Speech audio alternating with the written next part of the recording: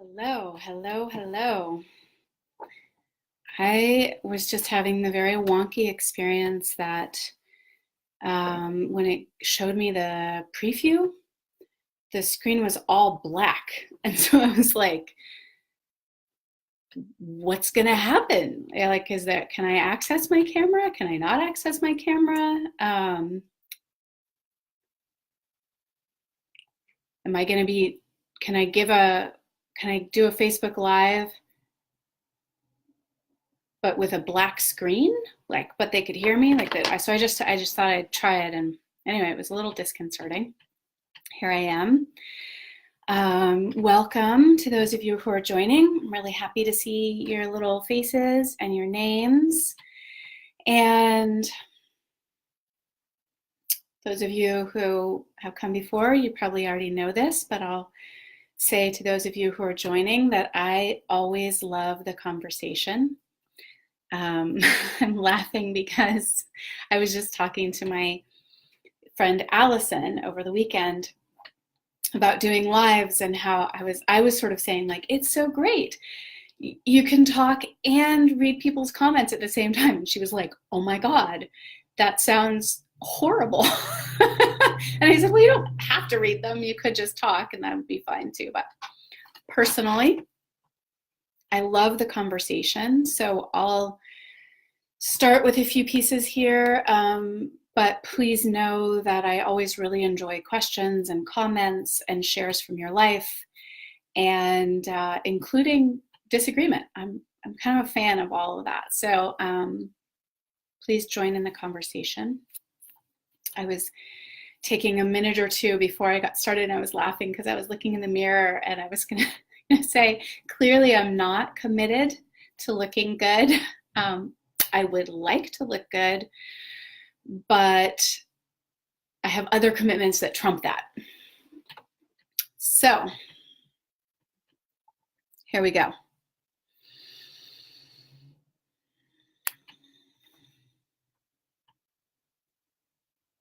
I want to talk about commitment. I want to talk about it in a couple different ways. So I'm trying to just see exactly where to start in this moment.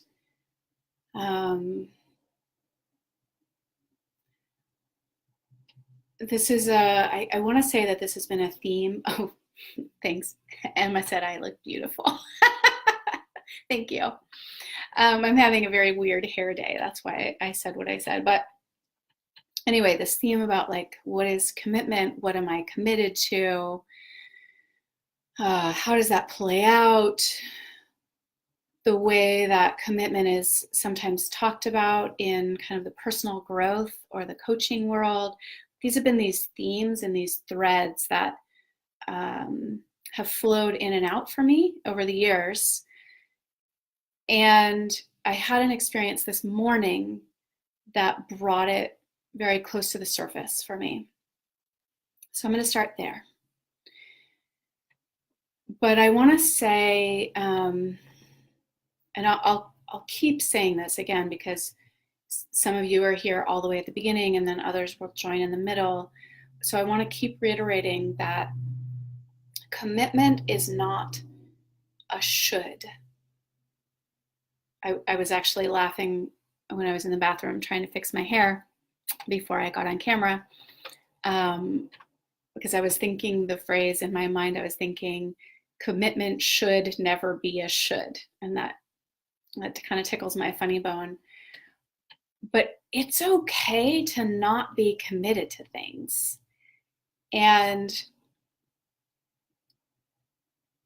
for me, a theme, like an overarching theme that runs through most of my teaching or my frameworks, it really is around choice, and what I believe is a precursor to choice is honesty.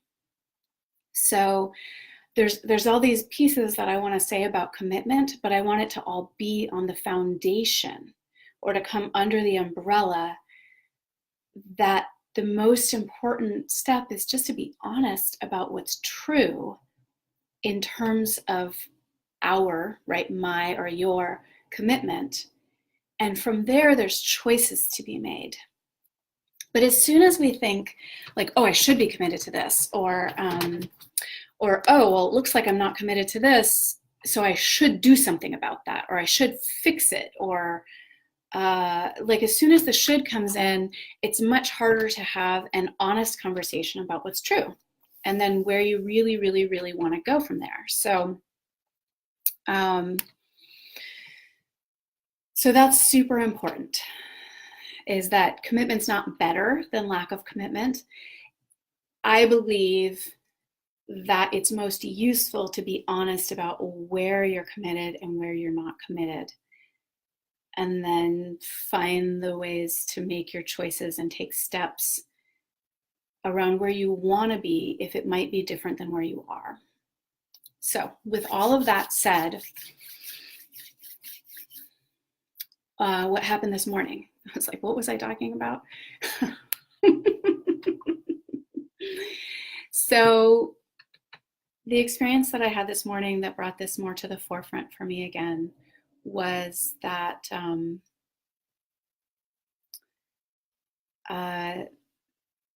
that there's a memorial service that I want to go to, and it's this coming weekend, and it's in LA. And I was just away all this past weekend. I was away from my home, I was away from my kids. I was mostly away from my business as well. Like I was, I don't want to go into the whole story of that, but ultimately was mostly offline,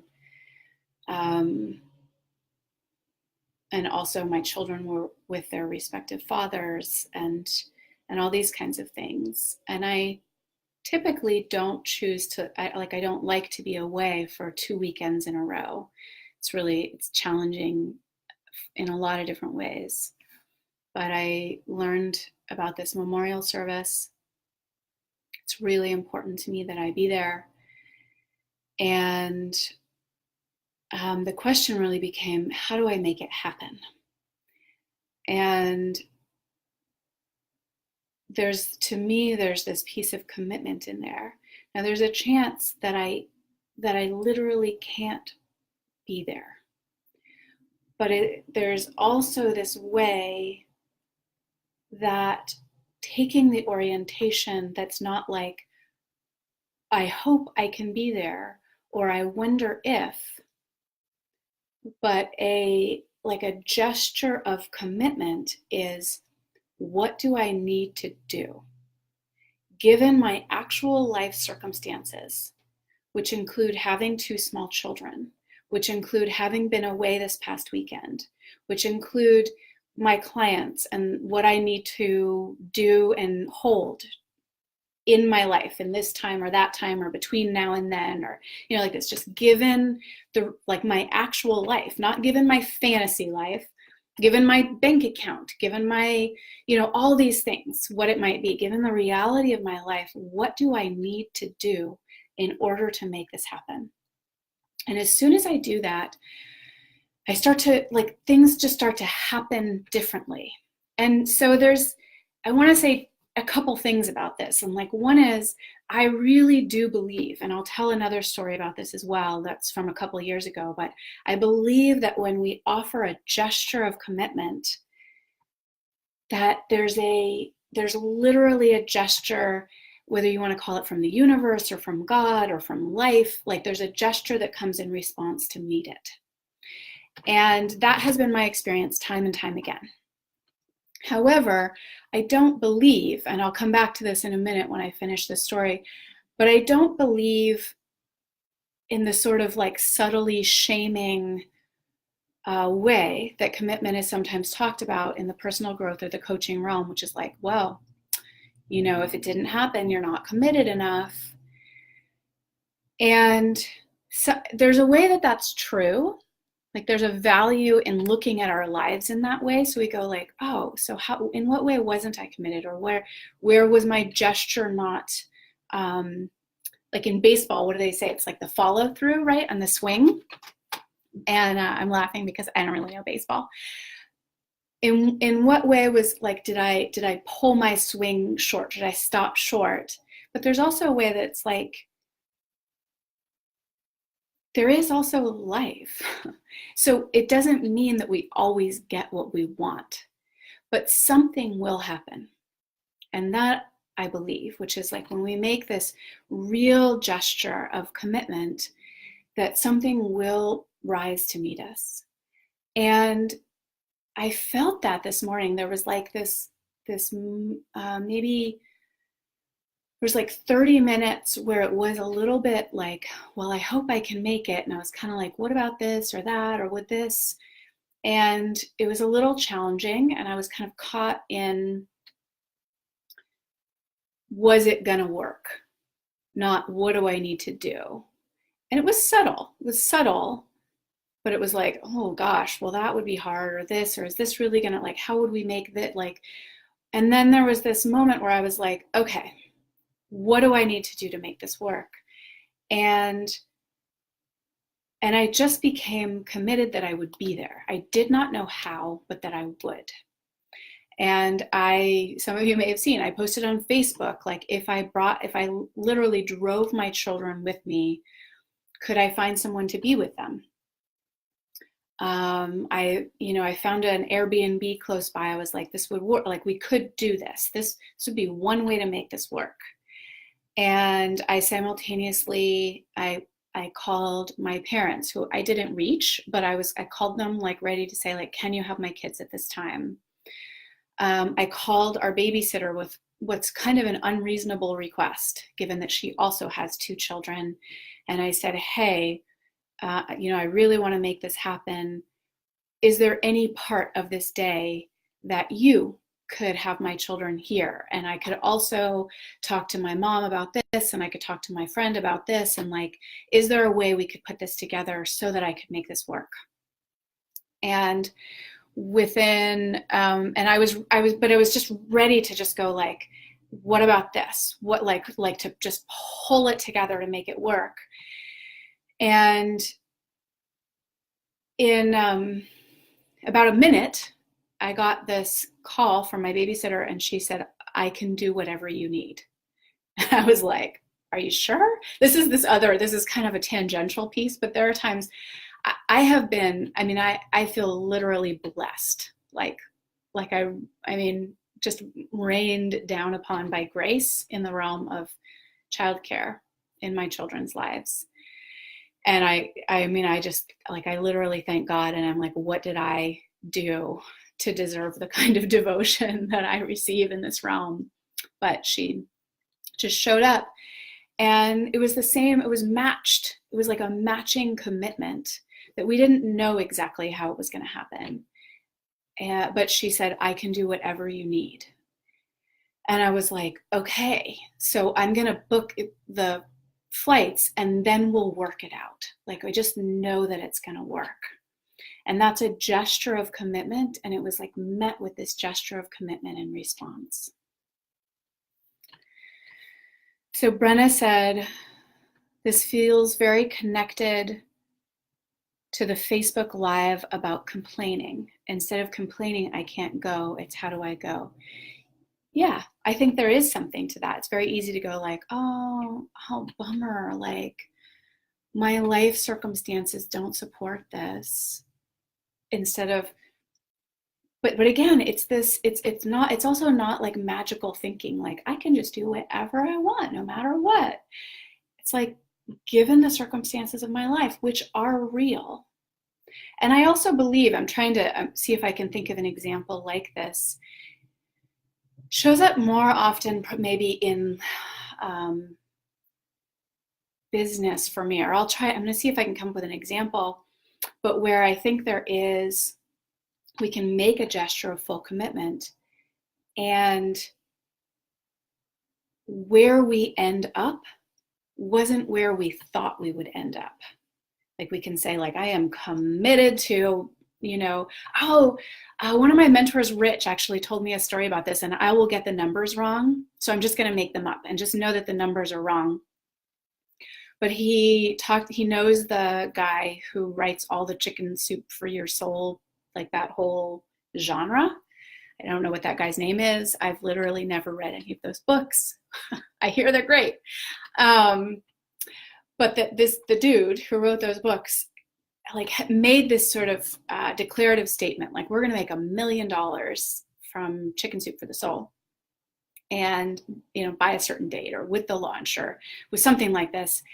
And they made like 999, whatever is almost $1 million but not $1 million. They made that, and someone was like, oh, are you disappointed you didn't make your goal? And he was like, are you fucking kidding me? We made 9,999 blah blah blah, like whatever, like it gets met in a certain way. Or we say, I'm committed to this thing happening, and we keep going, like, yes, this is the step that I need to take, this is the how, this is what I need to do in order to make this happen, meeting each piece of the circumstances. Like, okay, well, that changed, so now what do I need to do? Oh, one of my children is sick, like, now what do I, and there might be this point where it's like, I do not get to be there in person, if it was being at this memorial. Or there's these pieces where it's like we meet our lives, but we meet it with a gesture that says, how do I make this work? How do I make this happen? Not blindly, and not in spite of our life circumstances, but within them. So the other story for me about this was 2 years ago. Maybe it's just 1 year in January. I'm getting a little confused about timing. Anyway, my ex-husband took our son to Mexico for the months of December and January. It was either last year or it was the year before. I think it was the year before. And we planned that I would go and I would take my daughter to Mexico for about 2 weeks in the middle. And that way we would only be away from my son for 3 weeks on either side, which is long, but it's like, okay, I was willing. I was like, I can hold that. He can hold that. This feels okay to me. And it was really worth that they got to have this experience of being in Mexico and, not having to fly back and forth. And it was like, similarly, like a commitment to a certain feeling in our family versus like, well, that's not fair, or we have to, it always has to fit into this box about it. But we made that work. They were already in Mexico, and my daughter already had a passport because she goes to Brazil with her dad, but I did not. And I wasn't cutting it close, but I think I waited just a little bit. I can't remember exactly when I went, but it was plenty of time to get my passport. And I even paid for like the express turnaround, even though I actually had enough time when I first went. I think maybe I went in October, something like that. It was like, I should actually have enough time, but you know what? I'm just gonna I'm gonna pay for the express mailing. I'm going to pay for the express turnaround on the passport. These various things. I'm trying to remember now. The reason I'm pausing is because I'm trying to remember why I had to have my picture taken like 3 different times. Because and the only reason I remember that is by the 3rd picture, my passport photo is like I am so pissed about this whole thing. So what happened was my passport application got denied literally 3 times. I can't even remember now. They were all for different reasons. They were all incredibly minute, like things. It was like, I forgot to, write this thing here, or I didn't check this box, or they didn't something. The one time it was the post office did something wrong. I mean, it was crazy. It was crazy. How like it kept coming back, and I kept having to do it again, and I'd have to go down and fill out the thing again, and then I'd have to photocopy it, and then I had to take another passport picture. And I remember after the second time it happened, I realized it was kind of like the second time and then the third time, but I realized that I was actually relating to this Mexico trip like, I wish I didn't have to go. Like, woe is me. What a burden. I have to fly to Mexico to see my son. And it was like a pain in the butt. Like, doing all these things was a pain in the butt. The packing was a pain in the butt. Figuring out the flights was a pain in the butt. Leaving home, because I'm this total homebody, and everyone else is going like, you get to go to Mexico, and I was like, I have to leave my home, and that I was relating sort of like, oh, woe is me. I have to go to Mexico. And I wouldn't have to do this if my ex-husband hadn't taken my son to Mexico, but now I have to, which is kind of that thing, right? Like the have to, or it's too hard. And we can do this about anything. Like, if I can do this about a vacation in Mexico, we can do this about anything in our lives. And it's this orientation towards life. Like, it's either a burden or it's a gift. And you kind of can't spiritually bypass that, right? You can pretend it's a gift, but underneath, if you're like, wah, wah, wah, you can feel it, even if the other people can't. Like, you literally, it's there.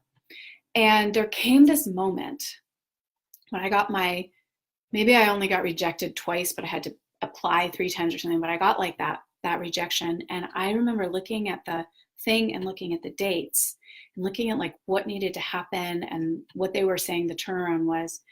And I realized I might not make it to Mexico to see my son. And I was like, oh, hell no.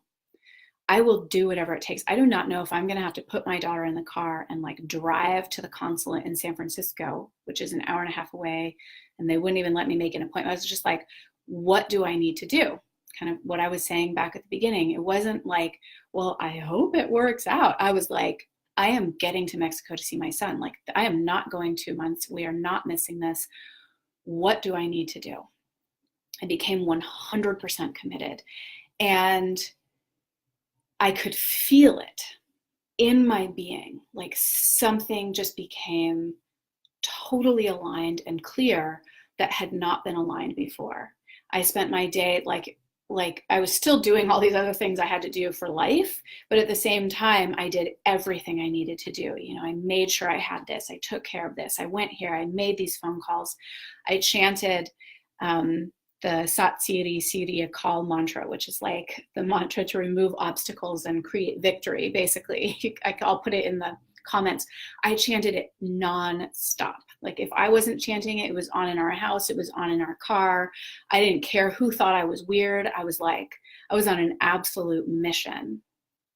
And again, it was the kind of thing where before that, I would do one little thing, like not cross a T, or accidentally put the wrong date somewhere, and I would get a letter back saying, we're sorry, you have to apply again, to the point where I was actually, someone at the passport agency was proactively calling me to make sure that I had done this, to let me know that they had received this. And I did not ask for this. I was doing everything I needed to do, but they were literally calling me to make sure that things were on track, to like let me know that things were moving, to make sure that I had done that, and that I could feel that was the committed gesture of the universe back in my direction. So commitment, right? What do I need to do in order to make this happen? How is this going to happen? And there's the initial gesture where we look at the long term, like this morning story about making it to LA for this very specific event, was kind of looking at that whole thing. But also, each time something would happen, it changes. And so it's also the willingness. It's the capacity to look at like the long, maybe this isn't the right word, but like the final destination, and simultaneously to literally take each step and then go like, given the step I just took and the response I received, now what do I need to do? But it's also an internal alignment, like that experience that I had with getting to Mexico. Like, there was a part of me that just went, hell no, I will be there no matter what. And I believe that that energetic gesture does change reality, because I believe that this is all energy. And so my energy changes reality as well. And then this will happen, and then this will happen. And each time it's not like trying to pound against a brick wall. It's just going like, okay, that was the response I get. What do I need to do now? What is the energetic response I need to bring? What is my committed gesture? And what is the literal step? What is the action? What is the, what do I actually need to do in the world? So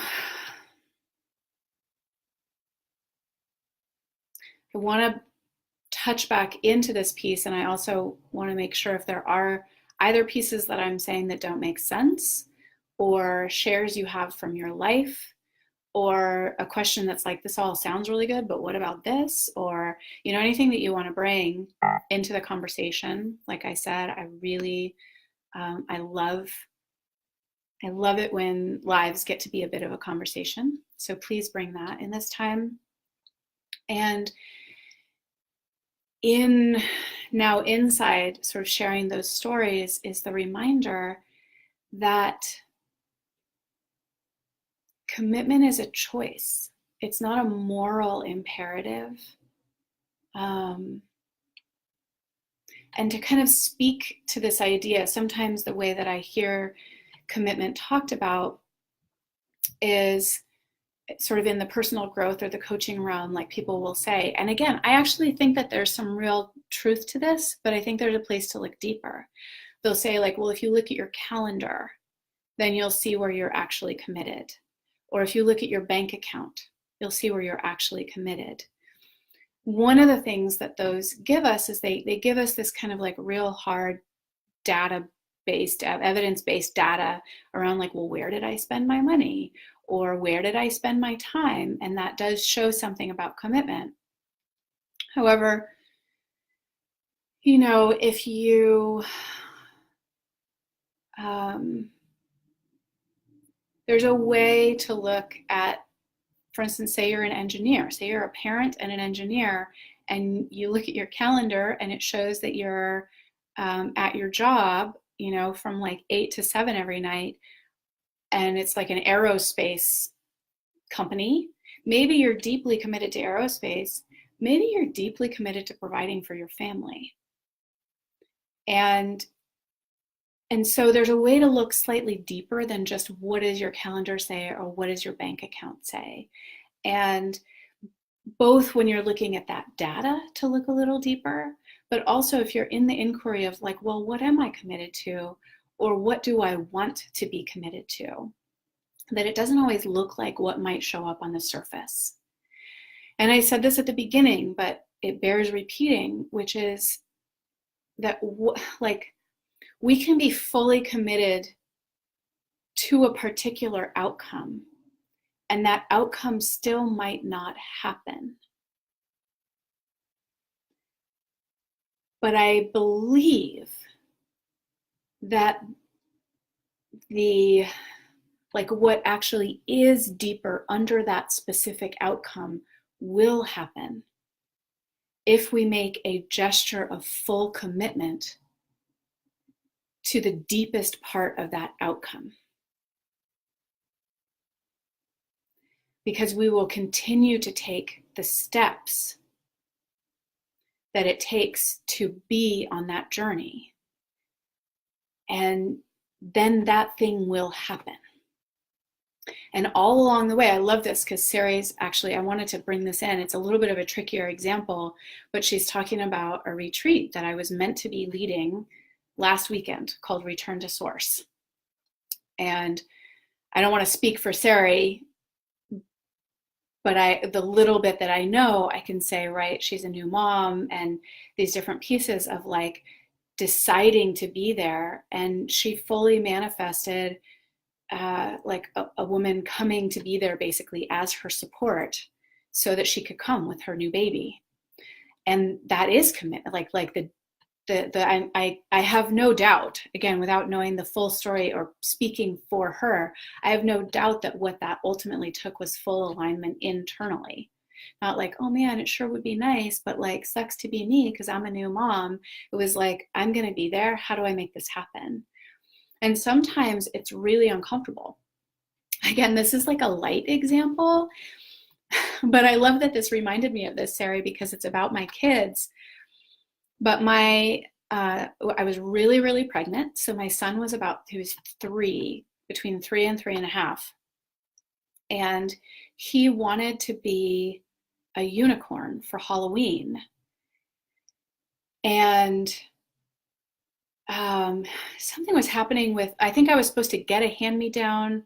I can't remember why it didn't just work for me to order like a freaking unicorn costume online, but maybe I put it off because there was someone who said, oh, we'll give it to you. But I'm in California and they were in Boulder, Colorado. But my ex-husband was also in Boulder, Colorado. And I was like, hey, so-and-so has, this is me texting, so-and-so has this unicorn costume. Can you pick it up? Yes, yes, yes, he could pick it up. And then he forgot or he didn't. I don't even remember what happened on his end, but I was furious. And at that point, maybe the unicorn costumes were sold out or it was too late. It wouldn't get here in time, something, or it was just going to cost like an exorbitant amount of money. And at that time I was freaking broke. And now it doesn't seem like such a big ask, but I remember that there was something like, it actually felt kind of humiliating to go to this woman and say, I know that it was on me to figure out how to pick this up from you, but would you please mail it to us? And to me, that again, it was this gesture of full commitment that was like laying my ego down on the altar of my devotion to my son. And not just like, oh, he should get everything he wants, but there was this, it was like, I know I could do this. And it was only like ego humiliation. It wasn't about that he should have everything he wants and he has to have a unicorn costume, but like, I don't have to look good here because I can make this happen. And I just went and I said, I'll, I can pay for the shipping. And she has 2 children as well. I was like, I know that it could be hard to run these errands and go to the post office with 2 children and juggling your own work schedule and all that, but would you please do this for me and my son? And she did. And I'm a little bit almost in tears now, but I remember like it seemed like looking back, there's a way it seems smaller, but at the time, like it broke me. It just broke me to receive that kind of generosity. And I know that it also came from like a gesture of full commitment. And then that was met. I love what you're saying, Sari, about it's like the power of the 3rd trimester. And I had that also in the power of the 4th trimester, which was my daughter was born. And literally, like I knew we kind of needed to move. I was like, oh, this isn't our home where we were, the house that she was literally born in. She was born, and I don't know if it was the next morning or if it was like the morning after that, but it was like, literally, she was born, I slept, I woke up and I was like, we're moving.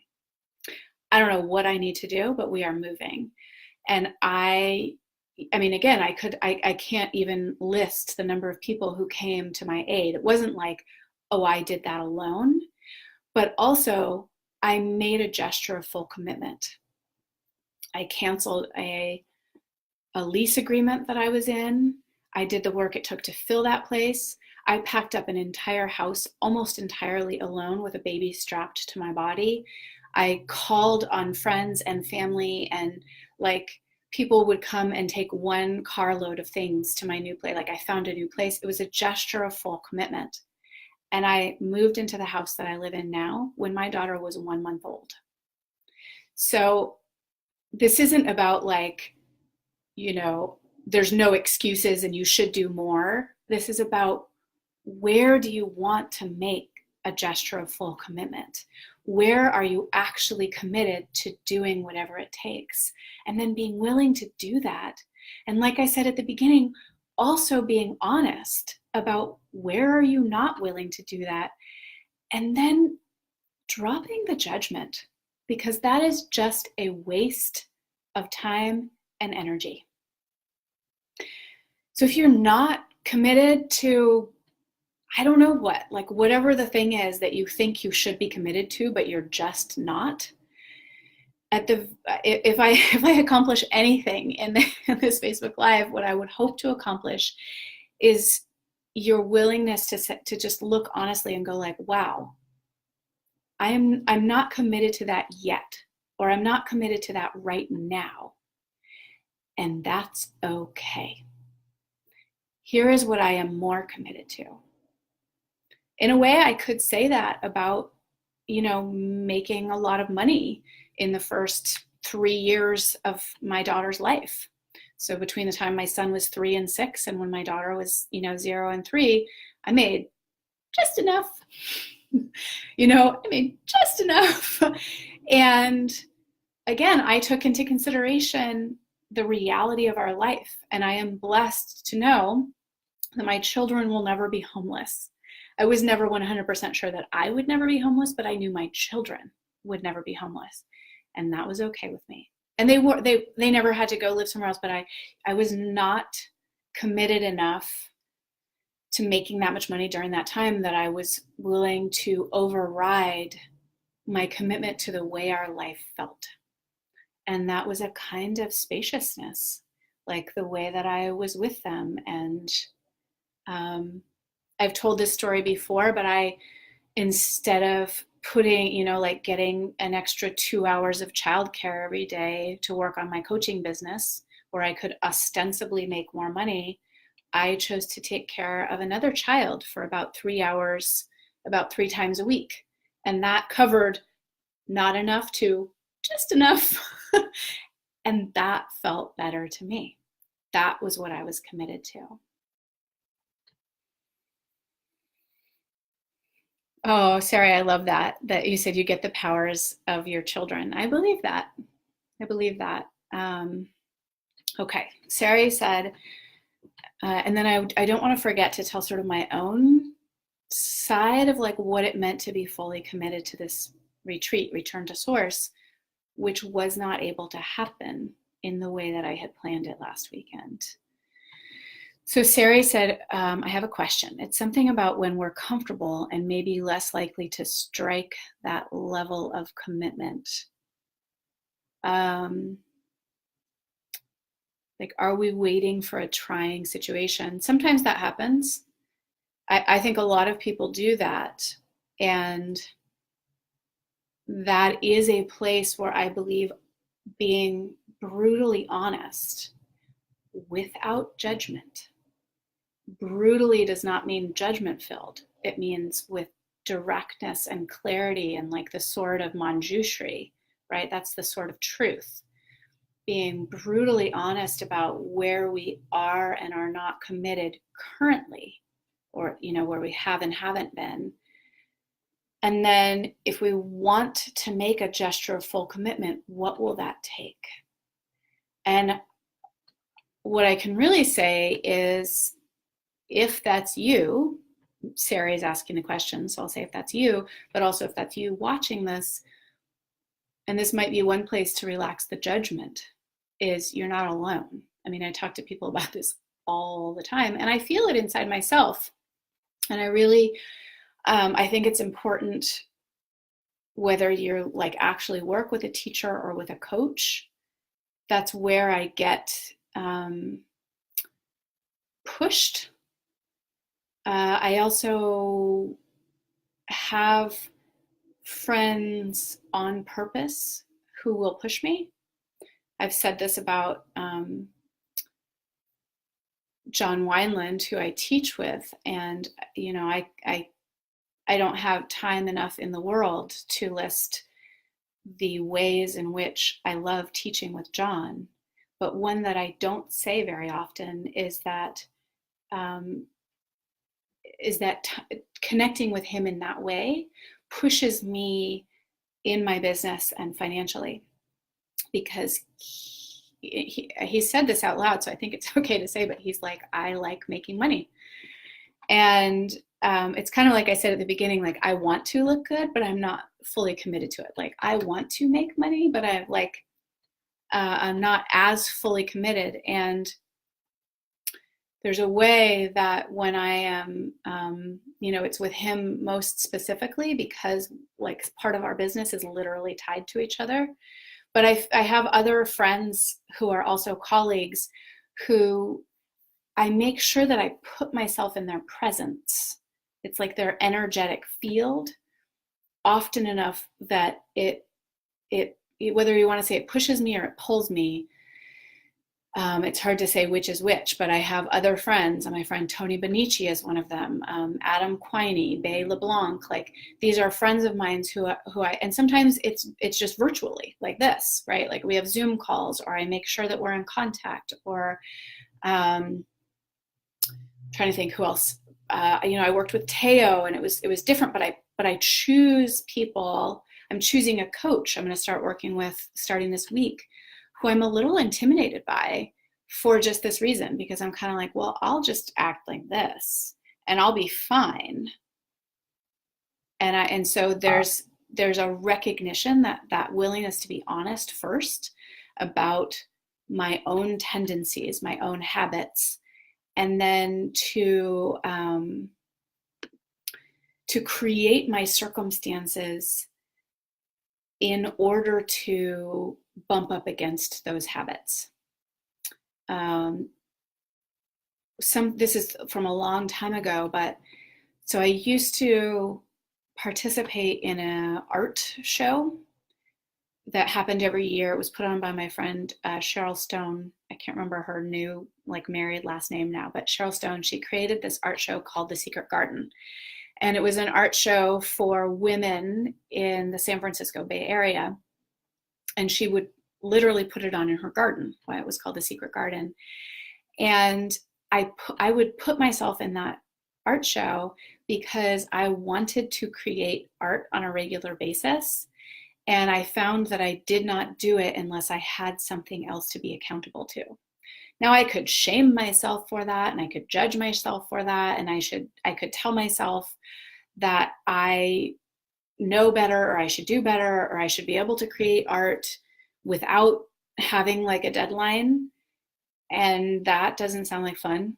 So instead what I did was I put myself in an art show that demanded that I have art to show at a certain time, and it forced me to do something that I already wanted to do. So I hope that helps. Jenna, can you clarify your question that says, what about when you have professional or academic commitments? I'm not sure how that relates. I mean, to me, like what I want to say in the abstract is like, I have commitments to my children, but I still made this gesture around getting to a memorial service in LA this weekend. And I took my children into consideration. They are absolutely, it wasn't just like, oh man, fuck, I have to deal with my children. That sucks. It was like, this is the reality of my life. And the reality of my life is not just that I have two children that are like a pain in my butt. The reality is that I care about creating the best possible circumstances for them. And so is that me driving with them and renting an Airbnb and finding childcare to be with them in Southern California? Or is that me finding a way for them to stay home and be here while I go and do a fly in, fly out same day? So I would relate to your academic and professional commitments the same way, because again, while everyone watching this may not love their professional commitments the way I love my children, sorry, I crack myself up. What I hope you can find, and I actually talked about this in my Facebook Live last week where I talked about life purpose, is I hope you can find what you're devoted to underneath, which is like why you have those professional commitments and why you're not just like, fuck this, I'm going to Vegas. There's something that you are committed to, and it's deeper than what shows up on the surface. And when you're in touch with that, then that's just within your life. And you go like, given the actual ecology of my life, how do I make this happen? What is the next step?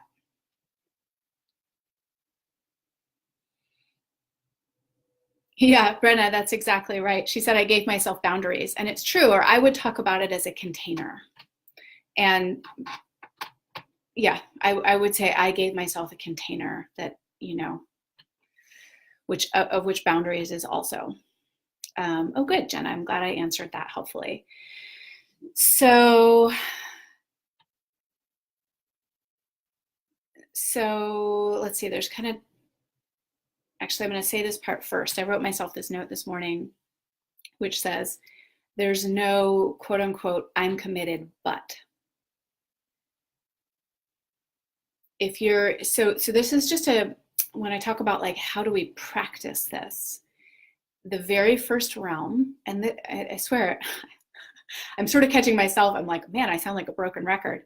But the very first layer of practice is, I believe, is always honesty. And so is noticing, where do I say I'm committed, but I've been leading the leadership team for Rich Litvin's coaching intensives for the last 3 years, excuse me, and then I've been co-leading with Adam Quiney for about a year now. And one of the things that invariably happens, and anybody who's on that team who this might have happened, I'm not talking about you personally, this isn't personal. it happens all over the place, and it's happening behind the scenes. So if you think this is you, this isn't you. But there's always somebody, for instance, we hold calls leading up to the actual intensive, or there's these pieces, and everyone is committed to the calls, and we give them all the dates and this, and then there's always a number of people. There's always all these places where people go like, oh my God, I'm totally still committed to the team, but, and then it's like, but I can't make this call, or but I'm going to be late, or but I have to leave early, or but this, da da da da. And then Adam and Adam's extraordinary at this. I would say he's better than me at this, and he will often, we will often say like, great, so what changed in your commitment? And invariably, and not always, there's been a few people who like, they get that question and everything just, and they're like, oh, no, I am committed, and this is how I'm gonna make that work, and they just get it. But for the most part, people come back with like, oh no, my level of commitment hasn't changed. It's just, but this changed, this da da da da da, and we're like, okay, great. So you're more committed to that than you are to this, and they're like, no, I'm totally committed. And we're like, no, actually, you're more committed to this. So the honesty part, the part that's really hard, is that it's hard to let go of the judgment. It's hard to be honest and let go of the judgment. But that is the first practice. So taking a look at your life and noticing any place that you say, I'm committed, but, or some version of that, whatever your version is. And that's a little signpost. It's a little signpost that goes, let me just check. Or perhaps I'm not fully committed. Or what if I took on, Kendra's perspective for a moment and was willing to look at where I'm not fully committed if I'm saying I'm fully committed, but. Usually what comes after the but is what you're at least about to make a full commitment to. And being honest, like actually speaking honestly in that way, allows you to make a more conscious choice. Like, oh, am I committed to the thing that I'm saying I'm fully committed to, or am I more committed to the thing that comes after, but da da da da da da da. Like, and it's a challenging practice. It's kind of vulnerable. It always, like, I often think, oh, I'm going to get in trouble, or I'm being bad, or I'm, these, for other people, it's other things, but I have like a bad girl, perfectionist thing. So, it'll be like, I've said I'm going to show up for something at a certain time, and then something will happen with my children or this thing. And so I've been training myself to get out of the habit of like, I'm so sorry, I meant to be there, but this happened. And I'll be like, I can't make it at this time anymore. I'm choosing to go pick up my child, and so there's this choice. I'm choosing to be more committed to this rather than this, but it's honest. It's honest. And honesty is vulnerable. So I'm not saying this is easy. And I would say that's the first layer of practice, is really looking at any place that you say, I'm committed. This is what I'm totally committed to this, but my life circumstances, blah, blah, blah, blah, blah, make it impossible for me to be fully committed. I just don't believe that's ever true. There are choices to be made. And I believe when we make a full gesture of commitment, life makes a gesture in response to us. And there are consequences.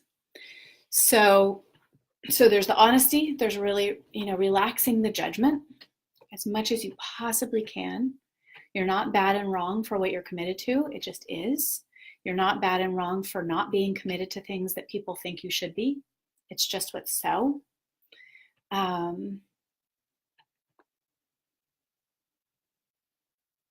And then the second layer of practice, I would say, is kind of in that realm of like, look at your calendar or look at your bank account or look at like what you think you should be committed to, is just look deeper. What is it underneath that you're committed to? And then again, it becomes a place you can actually look with honesty and have choice about. Like, what was I talking to? I was talking to somebody recently about something where now I wish I could remember the specific, but it was like the choices they were making was because they wanted freedom. They thought something was going to get them freedom, but it wasn't. It was actually like this trap. And so they kept making this choice, like, because that's the freedom choice, but actually it wasn't feeling like freedom. And so it becomes this place where you can look at like, well, first of all, what's actually happening? But also, if I'm making this choice in service of something, but it's not feeling quite right, is there a way that I can be committed to the deeper piece in a different way? For me, that happens a lot around like shopping.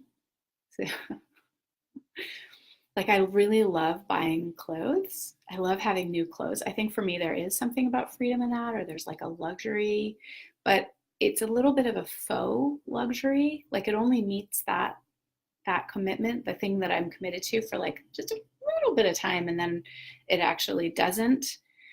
So, Brenna here on here, she's heard me talk about this, but I made a commitment to myself to not buy any new clothes for a year, because I looked in my closet and I was like, I have enough clothes. I gave myself a couple loopholes just for fun's sake, which is that I could buy used clothing. They could be new to me, but one of the things that catches for myself is that I'll do this often online late at night. There's like this feeling that I want to have. And I can't do that late at night. Like, I have to actually go to the used clothing store, and there's kind of a whole thing. And so it's really, and then it has actually been very freeing. And there's a luxury in relishing in that I have not even just enough, I have more than enough. I have more than enough. So,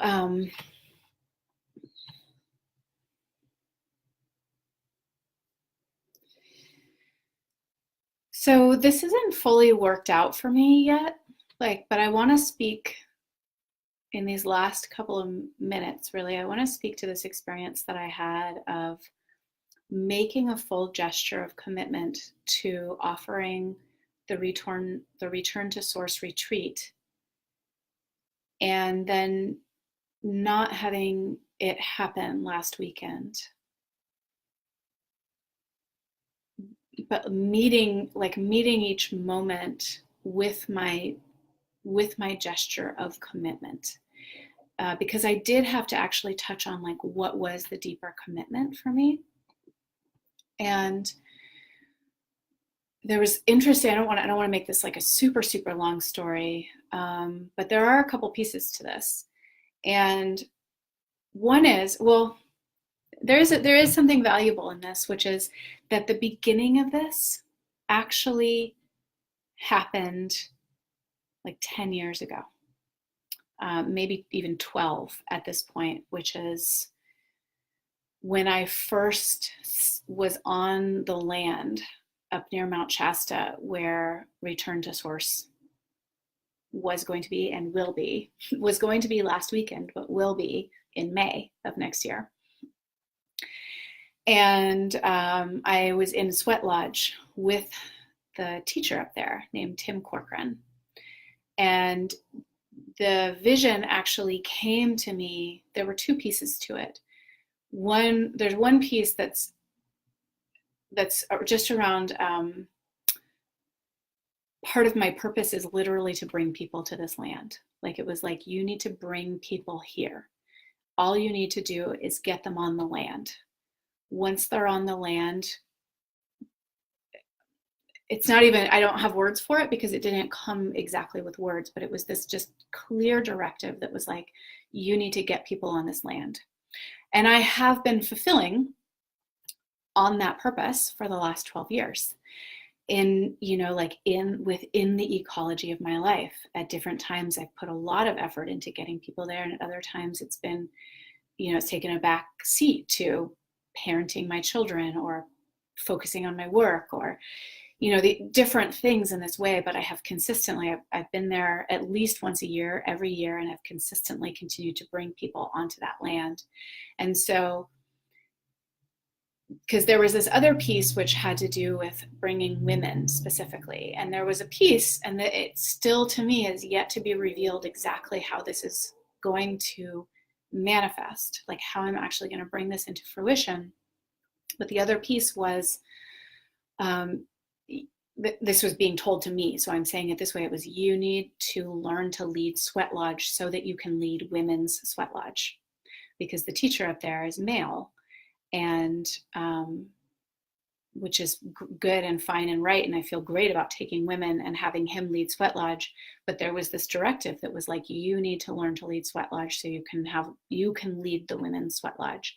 And I still feel the way that I'm making my gestures around that I'm creating, even bringing women in Return to Source up there is like part of the gesture, and bringing them to my teacher to learn and to do Sweat Lodge, and looking at my 2019 year so that I can, rather than going up to this land, 1 to maybe 3 times in a year, how can I make this like a monthly thing where I just go and I be on that land. I do whatever my teacher needs from me, whether I'm learning Sweat Lodge or not. Like, I just go keep making this gesture of devotion to him and to this land, and then find out what keeps coming back.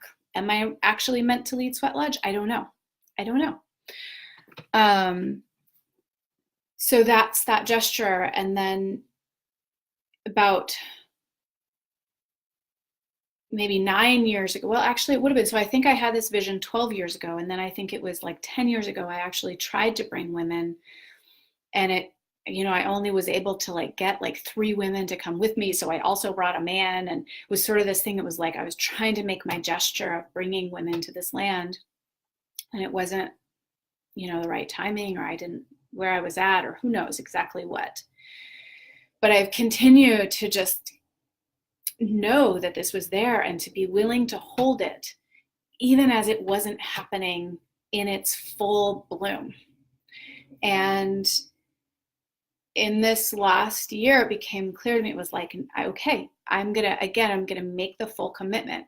And for me, I don't even know if my teacher would have asked this of me. Inside myself, I made a commitment to pay for like a minimum of 10 women on the land, whether I got 10 women on the land or not. And for me, that was the gesture of full commitment. I was like, there's the fee for women being on the land, or for people. And my internal, it was like when I was, meeting the passport resistance to get to Mexico, and that part of me that just went like, I will do this. Even if I have to take it out of my own bank account, I will.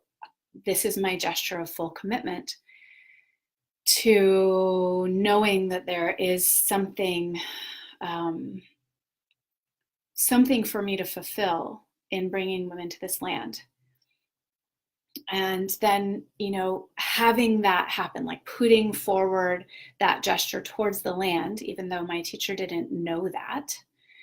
And then in my calling forth to women and the gesture of commitment in reaching out to the ones that I knew I wanted to have there, and inviting women, in making sure that some women could come even given their life circumstances, or like there's just been these different gestures of full commitment. This retreat is happening. Sort of whether or not it happens in the way that I intend, this is happening. And I keep just moving as this is happening, not like, I hope it'll happen. I hope I get to 10. I hope it's like, okay, this is how I'm going to make sure that that happens. And then all the way up until like there were fires that were happening, just checking like, okay, how is the land this? And just being like, no, we're going, this is happening. This is happening. 3 women bought plane tickets. And I held the stance of this is happening. And then all the way, literally until the night before we were meant to go up the next morning. So it's a Wednesday night and we were going to drive up on Thursday. A number of women would be driving up on Thursday. One woman was flying on Thursday. One woman had already landed in Medford, Oregon. And there was a fire only 30 miles from the land. And I got a call from my teacher at like 7 a.m. in the morning. And again, this is like the way that this is his gesture of full commitment. He's like, Kendra, this isn't good. And I know coming from him, that really means this isn't good, because he is not prone to, waffling or hysteria or drama in any way, shape, or form. He said, this isn't good. Like, if you guys want to try to come, like, we're just going to do our best for you, but there is ash all over the ground. And, we couldn't sleep last night because of the smoke. And for me, there's the commitment to bringing the women. There's the commitment to making a retreat happen. And then there's the commitment to what is the experience I'm actually creating for these women? And I had to feel into what that was, to feel the place where the right thing to do was to reach out to each woman immediately and say, don't come.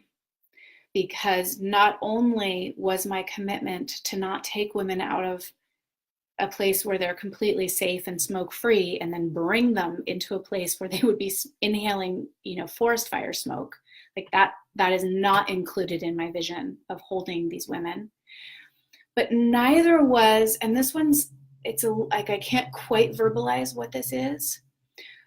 But I also recognize the place where like I could have scrambled and maybe we should meet somewhere else, or should we all go here? Or like I could have spent my entire morning going like, where should we go? Where should we go? Where should we go?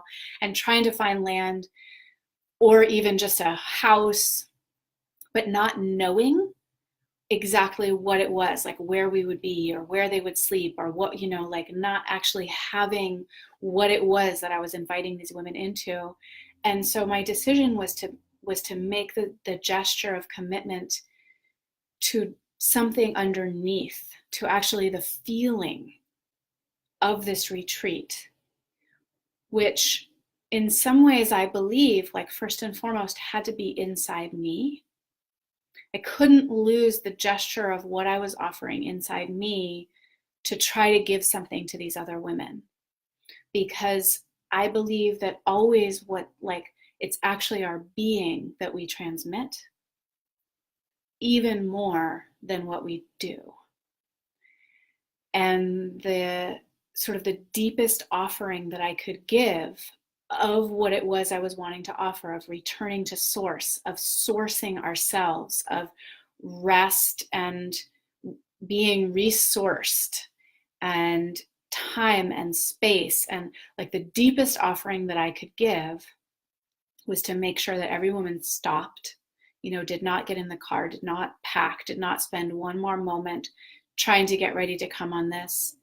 And the beauty is that it was met with, I was able to reach one woman before she got on the plane, right? So she was able to just turn around and have that space. One woman had gone home because she forgot something, got my text while she was home, so she wasn't on the road. It was like, it was just these ways of being, I found where there was a way that ripple could actually be transmitted. Could we be on this sacred land and drink from this sacred spring in Shasta? No. Could we sit in Sweat Lodge with my teacher? No. But underneath it, that deeper piece of what was return to source was like, okay, what is the deepest way I can offer that now? And then to make that gesture. So we had a call with as many women who could, and again, there was this gesture of like, so how can we have this anyway? Not like, I'm damned and determined and gonna make it happen no matter what, nothing's gonna get in my way. Not necessarily having to be in the woods, although some women then were able to create experiences for themselves and for each other of earth, of land, to take on practices that connected them to that. But it's this gesture like, how can I be fully committed to the deepest part of this? And then find what arises. For myself, one of my friends was out, she had flown out to come to this retreat. And then she was in my home, and there was sort of like, well, we could just now stay here. But we both had this place where we felt like, well, it actually happened. I guess I want to be really honest here, which is I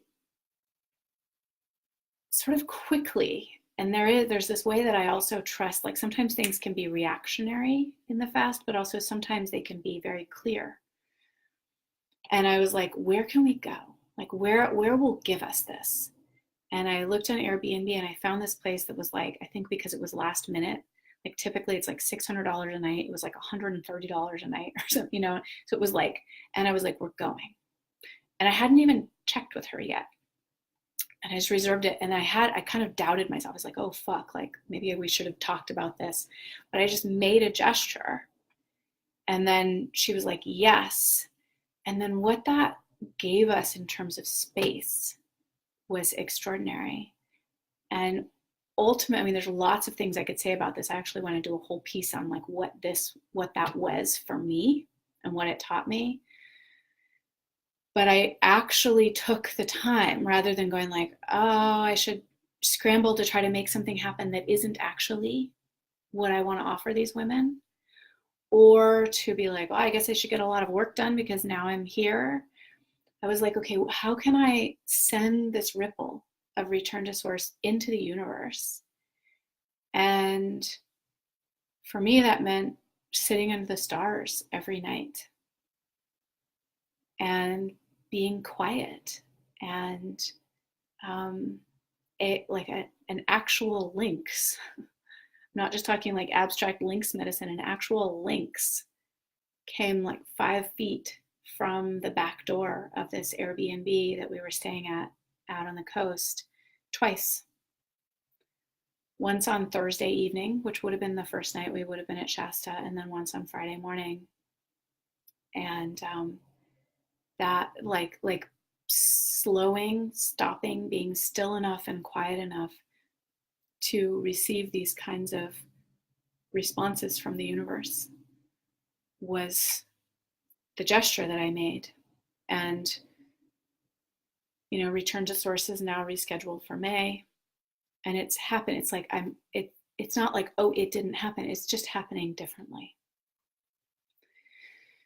So I think that's an important part to hold in the gesture of full commitment, and that it can be used as a way to shame, like, well, if it's not happening, it means you're not fully committed. That there's a way to look at that as a truing up and a way of being honest, and there's a way to look at like, no, it's happening, and I just keep taking the steps. So maybe it's not happening within the time frame I intended or exactly the way that I thought, but I keep taking the steps of full commitment and making the gesture of full commitment. So that was a lot of talking. And I'm going to check the comments before I sign off here. But I really appreciate all of those who've been with me for some or all of this time. I love that Sari told me there's a website I can buy used clothing. Don't tell me what it is. I don't actually, I've continually made this commitment that's like, I do not need anything. I need to get rid of things. I'm glad that was helpful, Jenna. Brenna said, in that way of speaking, oh, you're talking about, right, when you say it, when you speak the truth. One thing I will say about that, so Brenna said, in that way of speaking, you're also speaking from your heart, and maybe will avoid reactions from people who know you're basically lying to them. What I've found is that, yes, that's true. And the other is that when I do get reactions, everything is just cleaner because I've told the truth from the beginning. So I'm not trying to uphold a semi-lie. So even if they are mad, they're mad at reality. And I can defend actual reality. Like I can't defend some sort of faux reality that I created to hopefully keep them from getting mad.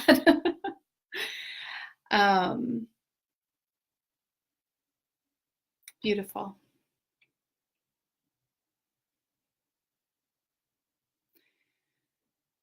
Whew. So starting with the question, what am I committed to? What do I want to be committed to? Being willing to be honest without judgment. And then taking the steps. What is the first gesture of full commitment? And then finding what happens in response. And it's not about using that as an excuse, like, well, I tried full commitment and then look, this happened, you know? Like I was going to call my parents and say, can you have my children? And I got their voicemail. So that would be like, well, I was fully committed, but then I didn't get what I wanted. So what was me? It's just sort of like, okay, so now that's the reality of my life. What do I do next? What's the next gesture of full commitment? Blessings on your day. I love you, and I'll see you soon. Ciao.